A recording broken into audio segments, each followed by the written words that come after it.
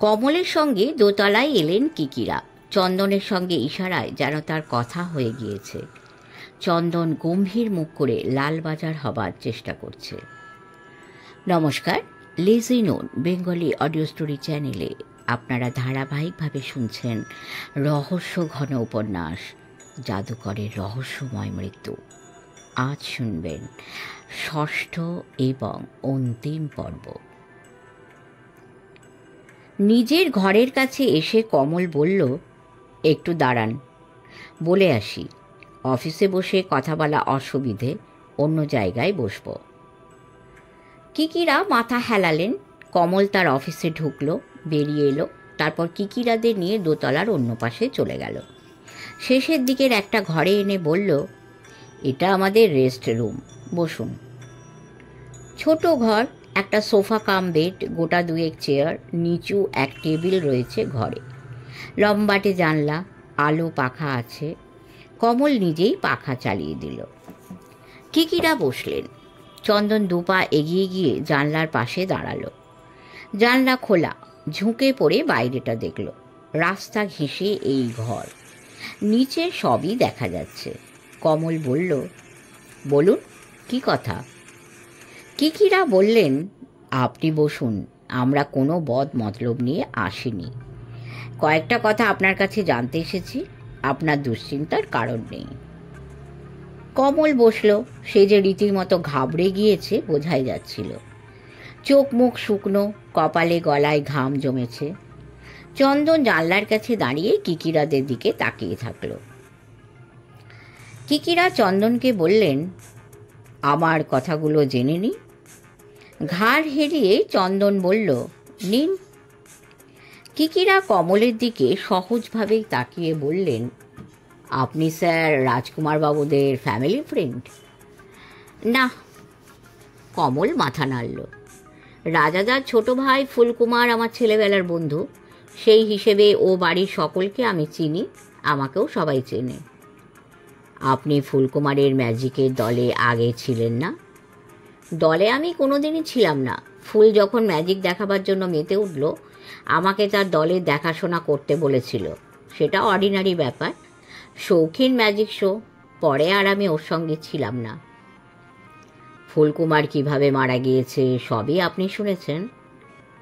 হ্যাঁ, আমি ভাবতেও পারিনি এভাবে ও মারা যাবে।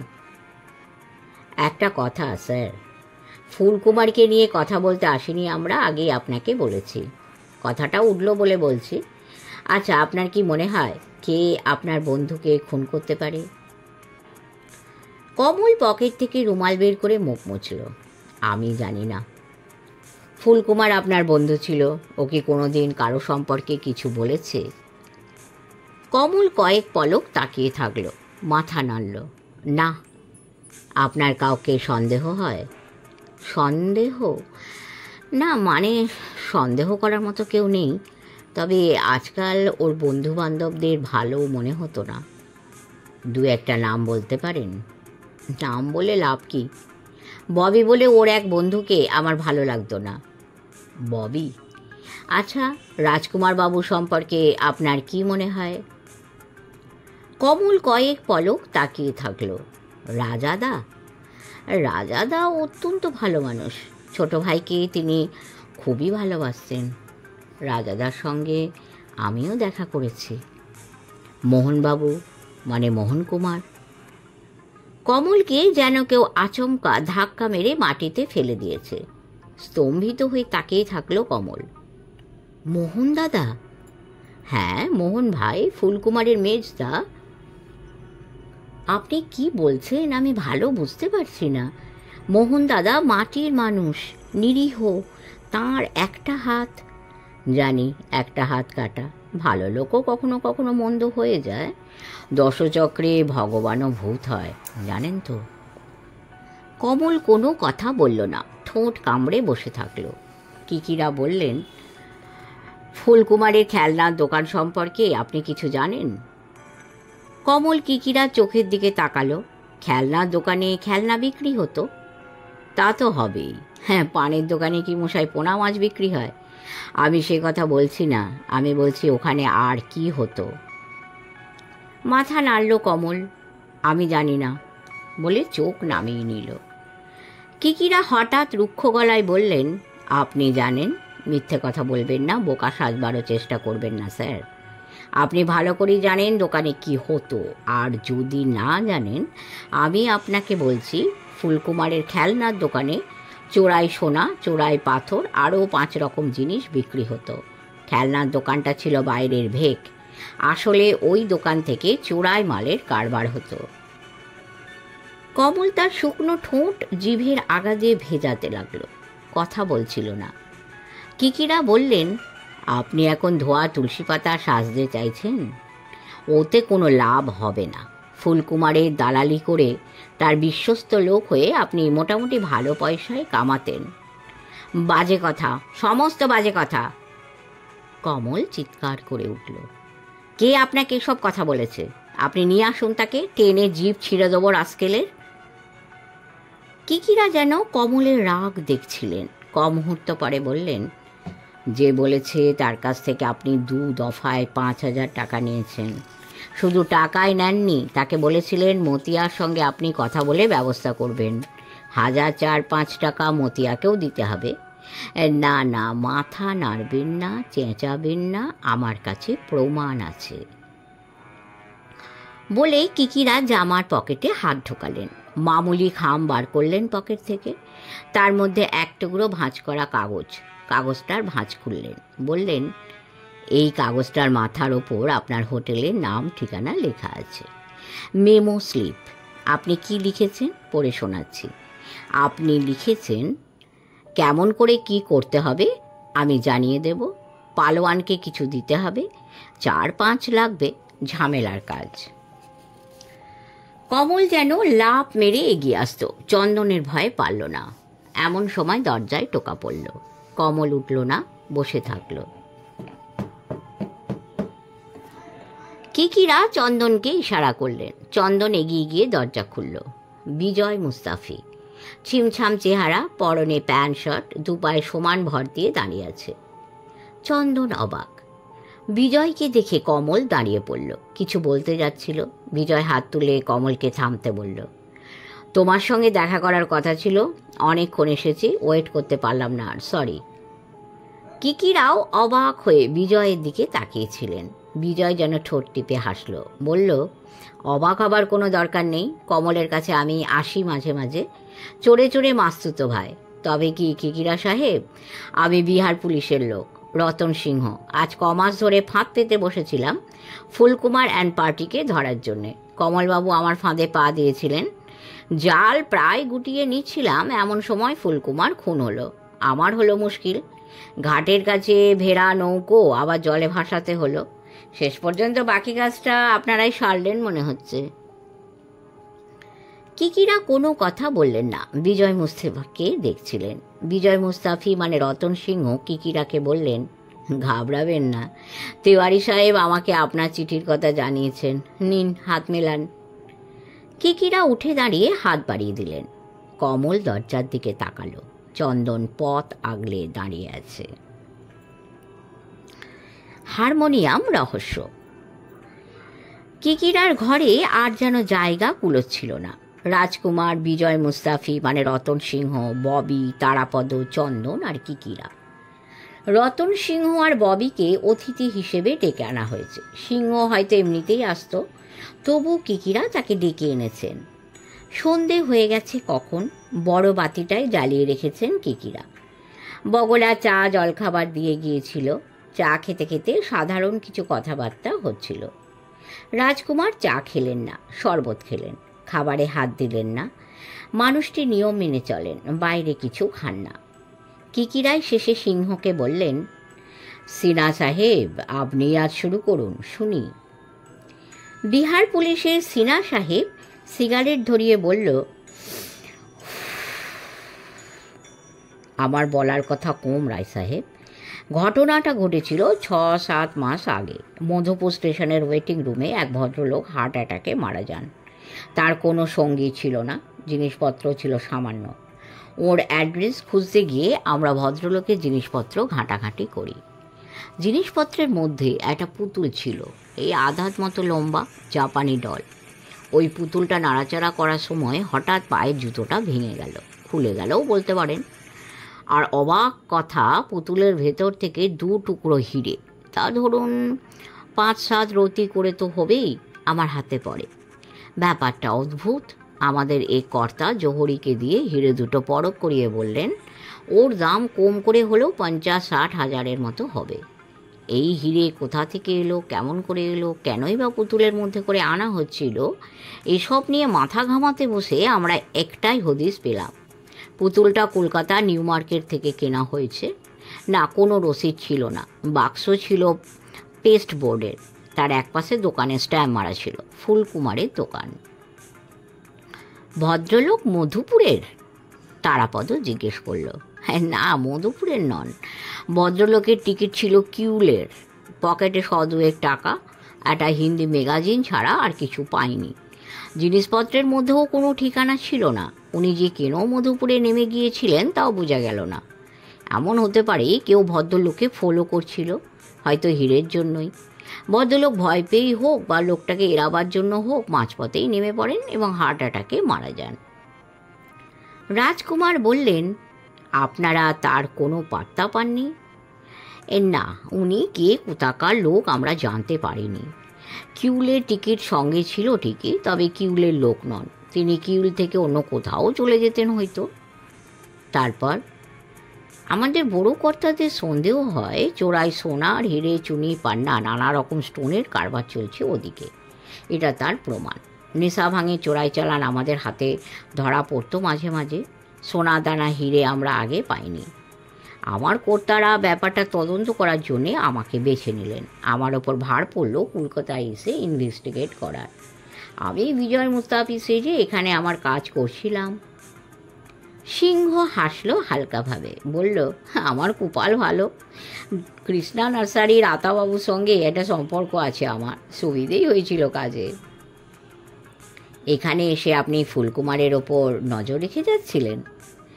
হ্যাঁ, ফুলকুমারের দোকান আমার কাছে খুবই সন্দেহজনক মনে হয়। একটা কথা বলা দরকার, যে পুতুলের মধ্যে আমরা হিরে দুটো পাই, সেটা যে বাক্সে রাখা ছিল তার একপাশে ফুলকুমারের দোকানের রাবার স্ট্যাম্প ছিল। এ কথা আগেই বলেছি আপনাদের। কিন্তু সেই সূত্র ধরে ফুলকুমারকে ধরা বা দোষী বলা যেত না, বা বললেও সেটা বোকামি হতো। আমি ওর দোকানের উপর নজর রাখতে শুরু করি। ওর বন্ধু বান্ধবদের সঙ্গে মিশে ভেতরের খোঁজ খবর নেবার চেষ্টা করি। কমলকে আমি শেষ পর্যন্ত হাতে নাতে পেয়েছিলাম। কমল বুঝতেই পারেনি আমি পুলিশের লোক। ববি বলল, আপনি আমাকেও সন্দেহ করতেন? সিংহ হাতজোর করে বলল, আমরা নানা চালে চলি। আপনাকে সন্দেহ হয় এটা না দেখালে কোমল আমার হাতে থাকতো না। সরি ববি সাহেব, কিছু মনে করবেন না। রাজকুমার বললেন, আপনি কমলকে ধরলেন না কেন? ধরার সময় হলেই ধরতাম। ফুলকুমারকে হাতে নাতে ধরবো বলে অপেক্ষা করেছি। শুধু ও কেন, ওর সঙ্গে সেই সব রুই কাতলা যারা এই ব্যবসাটা চালাচ্ছে।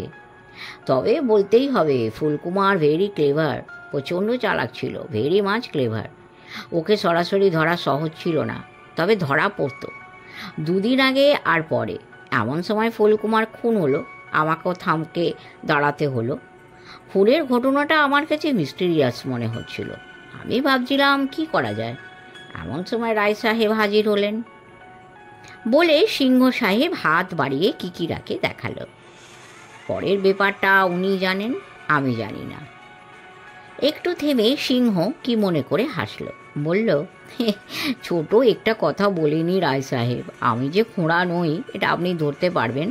আমি মোটামুটি সেটা আন্দাজ করেছিলাম। আপনি বড় আচমকা গিয়ে পড়েছিলেন, আমি তৈরি হতে পারিনি। আমার একটা মোজা ধরনের জিনিস আছে, নাইলনের, গায়ের চামড়ার সঙ্গে এমনভাবে মিশে থাকে যে ধরা যায় না। তার রং খানিকটা মরা চামড়ার মতো। সেটা আমি খোঁড়া পায়ে পরতাম, তারপরে তার উপর পেন চাপাতাম। সেদিন কোমল আমার ঘর থেকে চলে যাওয়ার পর সবে আমি মোজাটা খুলে লুঙ্গি পরেছি, আপনারা গিয়ে হাজির, ধরা পড়ে গেলাম। সিংহ জোরে হেসে উঠল। সামান্য সময় সকলেই চুপচাপ, অল্পক্ষণের বিরাম যেন। তারপর রাজকুমার কিকিরাকে বললেন, রায়বাবু, আপনার মুখে বাকিটা শুনতে চাই। কিকিরা ঘাড় দোলালেন, বললেন, বলবো বলেই আপনাদের সকলকে ডেকেছি রাজাবাবু, কিন্তু কোনটা আগে বলবো আর কোনটা পরে তাই ভাবছি। আমার মনে হয় যেমন যেমন ঘটেছে তেমন করে বলাই ভালো, তাই নয়? তারাপদ বলল, আপনার যেমন করে বললে সুবিধে হয় তেমন করেই বলুন স্যার। কিকিরা বললেন, তাহলে ম্যাজিশিয়ান ফুলকুমারের ভুতুড়ে হারমোনিয়াম বাজানো দিয়েই শুরু করা যাক। মুখে সব বলার চেয়ে একটু বরং হাতে কলমে দেখায়। আমার এই ছোট্ট ঠাসা ঘরে আপনাদের তো সব দেখাতে পারবো না, আমার কাছে ম্যাজিক দেখানোর জিনিসপত্রও নেই, তবু একটা জিনিস দেখাই, খানিকটা আন্দাজ করতে পারবেন। বলে কিকিরা উঠে দাঁড়ালেন, ঘরের চারদিক দেখলেন, বললেন, আমার বাড়িতে হারমোনিয়াম নেই, থাকার মধ্যে রয়েছে ওই পুরনো আমলের গ্রামাফোন আর রেকর্ড। আপনারা আমার হাত বেঁধে দিন, চোখ বেঁধে দিন, আমি আমার শোবার ঘর থেকে বেরিয়ে এসে গ্রামাফোনের কাছে যাব, রেকর্ড বার করব, বাজাবো, আপনারা আমায় দেখতে পাবেন না। শুধু একটা কাজ করবেন, হাত পা বাড়াবেন না আর দেশলাই জ্বালাবেন না। আসুন, কে আমার হাত বাঁধবেন? ববি সাহেব, আপনি আসুন।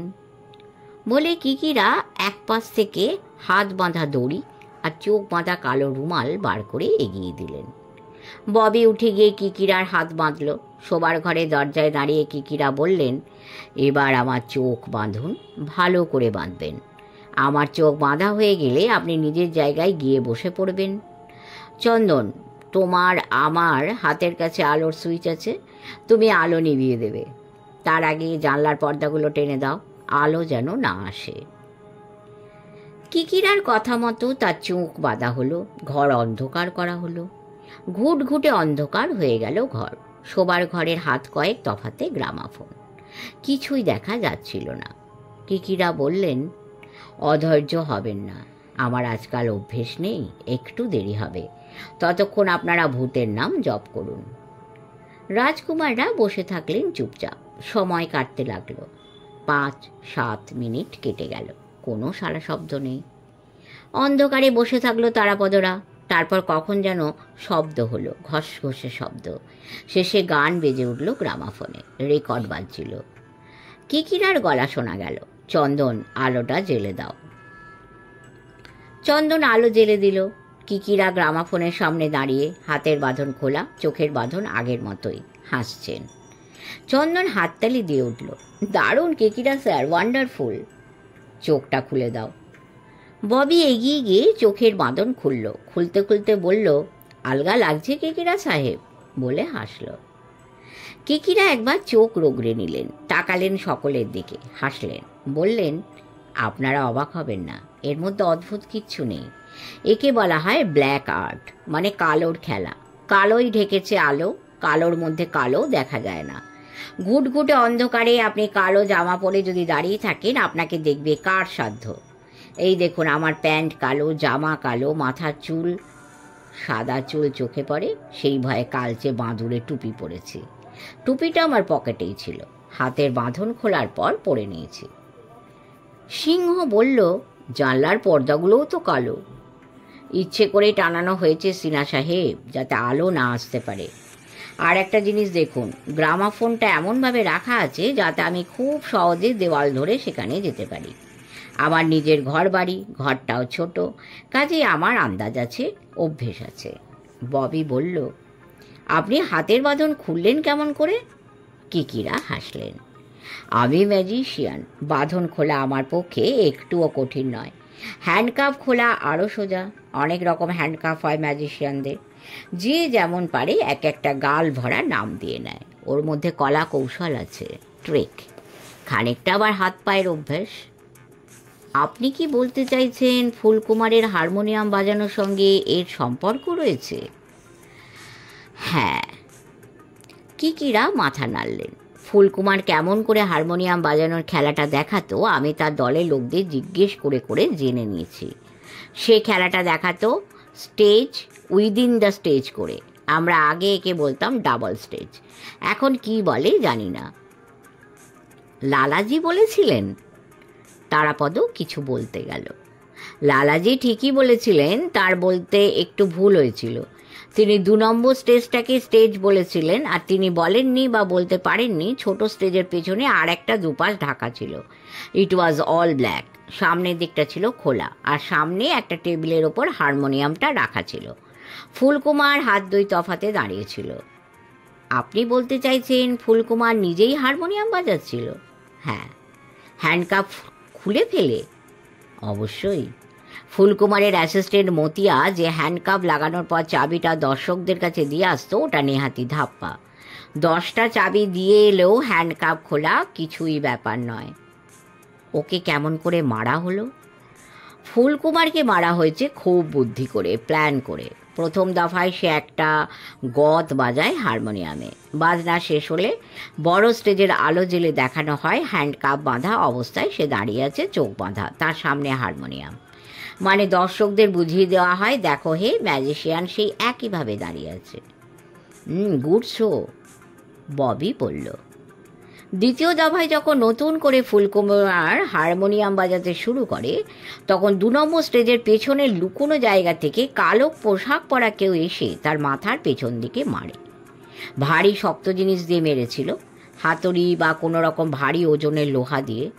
ফুলকুমার মুখ থুবড়ে পড়ে যায়, বাজনা যায় বন্ধ হয়ে। ওই সময় স্টেজ পুরো অন্ধকার। ব্যাপারটা কি হচ্ছে খেয়াল হতে সময় যায় খানিকটা। আর তারপর যখন আলো জ্বালানো হয়, দেখা যায় ফুলকুমার মাটিতে পড়ে আছে। সিংহ বলল, হারমোনিয়ামও গায়েব। তাই হয়েছিল। তখন ওই অবস্থার মধ্যে কেউ হারমোনিয়ামের কথা খেয়াল করেনি। পরে যখন খেয়াল হলো, দেখলো বাক্সটা আছে হারমোনিয়ামের, ভাবলো ঠিক আছে। আরও পরে খেয়াল হলো বাক্সটা আছে, হারমোনিয়াম নেই। চন্দন বলল, কিন্তু কিকিরা, আমরা প্রথমে শুনেছিলাম ফুলকুমারের হ্যান্ডকাপ মতিয়া খুলে দিয়েছিল। কিকিরা বললেন, আমার মনে হয় মতিয়া হ্যান্ডকাপ খোলার ভরং দেখিয়েছিল, পাছে লোকে দেখে ফেলে যে ফুলকুমারের এক হাতের হ্যান্ডকাপ খোলা, তাই ঝটপট মাটিতে বসে পড়ে অন্য হাতের হ্যান্ডকাপ খুলে দেয়। আসলে সে ধোঁকা দিয়েছিল। ওই রকম একটা সাংঘাতিক সময়ে সবাই দিশেহারা, কেউ বুঝতে পারছে না কি হলো, কি করবে। হারমোনিয়ামটা তার আগেই পাচার হয়ে গিয়েছিল? তারাপদ জিজ্ঞেস করল। হ্যাঁ, সঙ্গে সঙ্গে। কেউ দেখতে পেল না? পাবার কথা নয়। তোমরা লালাজির কাছেই শুনেছ ফুলকুমার কালো পোশাক পরে খেলা দেখাতো। ঠিকই করতো, নয়তো ভূতের খেলা জমে না। যে লোকটা ফুলকুমারকে জখম করেছিল সেও কালো পোশাকে ঢুকেছিল। হারমোনিয়াম নিয়ে যাবার সময়ও কালো কাপড়ে চাপা দিয়ে নিয়ে পালিয়েছে। কেমন করে পালালো?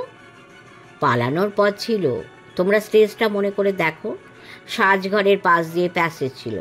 সেই প্যাসেজ দিয়ে হলের বাইরে এসে পিছন দিকে গিয়ে দাঁড়ালে একটা গুদমখানার মতন, যত কাঠ কুটো ছেঁড়া ফাটা জিনিস জড়ো হয়ে আছে। তার পাশে কল একটা, তারপরেই ভাঙা পাঁচিল। একবার পাঁচিল টপকে বেরিয়ে আসতে পারলে আর কে মারে? সামান্য এগিয়ে গেলেই তো গাড়ি চড়ে পালাতে পারবে। তারাপদ মনে মনে জায়গাটার কথা ভেবে নিল। কিকিরা ঠিকই বলছেন, ওদের গাড়ি দাঁড় করানো ছিল, তাই না কিকিরা? নিশ্চয়ই ছিল, নয়তো পালাবে কেমন করে? চন্দন নিজের মনেই মাথা নাড়ল। ববি সিগারেট ধরালো। সকলকেই উত্তেজিত মনে হচ্ছিল। রাজকুমার বললেন, রায়বাবু, ওই লোকটা কে যে ফুলকুমারকে খুন করলো? কেন খুন করলো?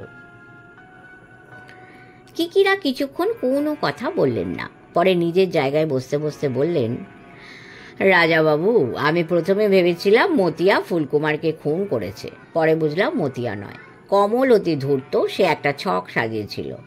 ছকটা কেমন জানেন? একজনের ওপর ভার পড়েছিল ফুলকুমারকে জখম করার। ফুলকুমারকে জখম করে সে হারমোনিয়ামটাকে নিয়ে পালাবে হলের বাইরে।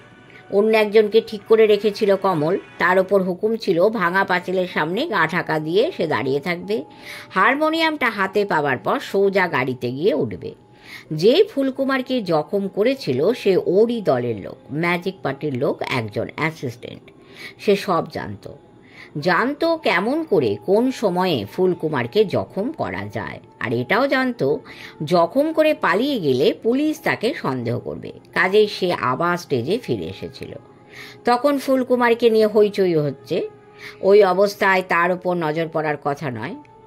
এই লোকটা কে হতে পারে?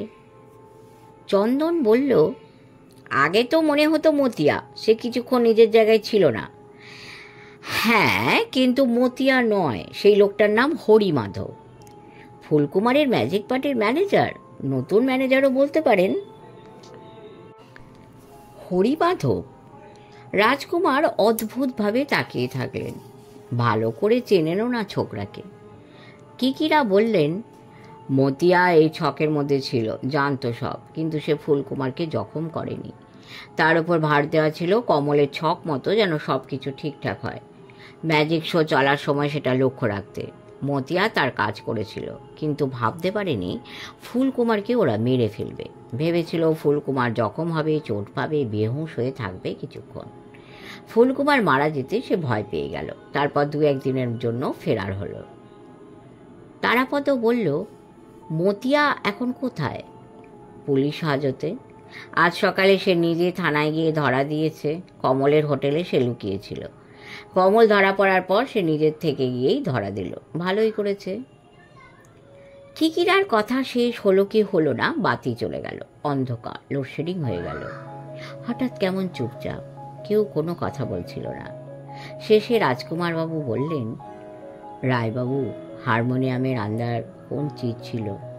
আবার ফাঁকা থাকতো তো। কিকিরা বললেন, কুমারবাবু, আপনি বহুত কুছ জানেন না।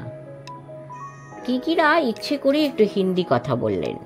আপনি জানতেন না আপনার ভাই, ছোট ভাই, খেলনা দোকানের নাম করে চড়াই সোনা, পাথর, রিভলভার আরও হয়তো কিছু বিক্রি করে। ও ছিল স্মাগলারদের বড় এজেন্ট।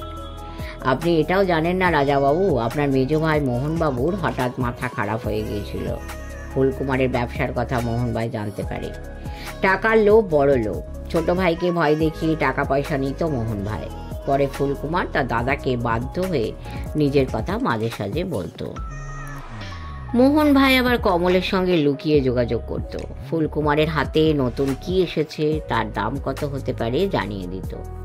কমল আবার ফুলকুমারকে নজরে রাখত, চাপ দিত যেন ওই জিনিসগুলো তার হাত দিয়ে বিক্রি হয়, মানে তার মক্কেলরা কিনতে পারে।